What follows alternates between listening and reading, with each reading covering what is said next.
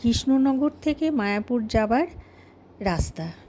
এটি নৌকা বা লঞ্চও রয়েছে। আমি লঞ্চেই ছিলাম। তো চারিদিকে দৃশ্য ভীষণ সুন্দর। সেটি উপভোগ করতে করতে অল্প রাস্তা, কিন্তু এটি উপভোগ করতে ভীষণই ভালো লাগবে আর কি এই জার্নিটা।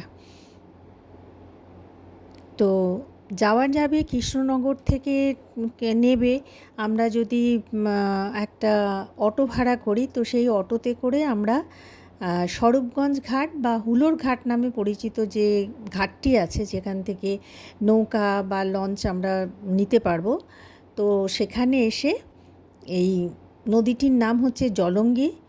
যদিও এখানে দুটি নদীর মিলন হয়েছে, একটি হচ্ছে ভাগীরথী আর একটি হচ্ছে জলঙ্গি। যদিও জল খুব একটা ভালো বোঝা যায় না, তবে খুব ভালো করে দেখলে দুটো জলের রং একটু আলাদা। যাই হোক, এখানে দুটি নদীর মিলন ক্ষেত্র।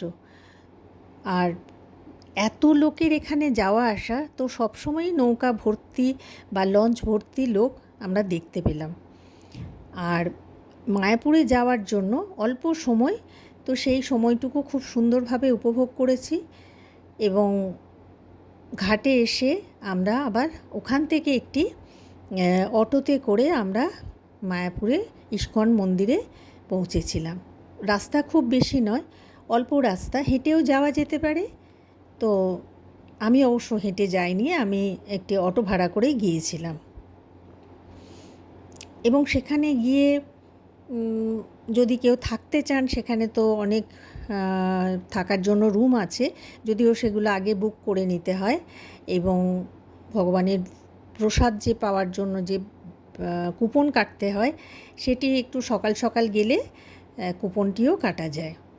আরেকটি কথা, আমরা যদি সরাসরি কৃষ্ণনগর থেকে মন্দিরে যেতে চাইতাম, তাহলে অটো ভাড়া ছিল 60 থেকে 70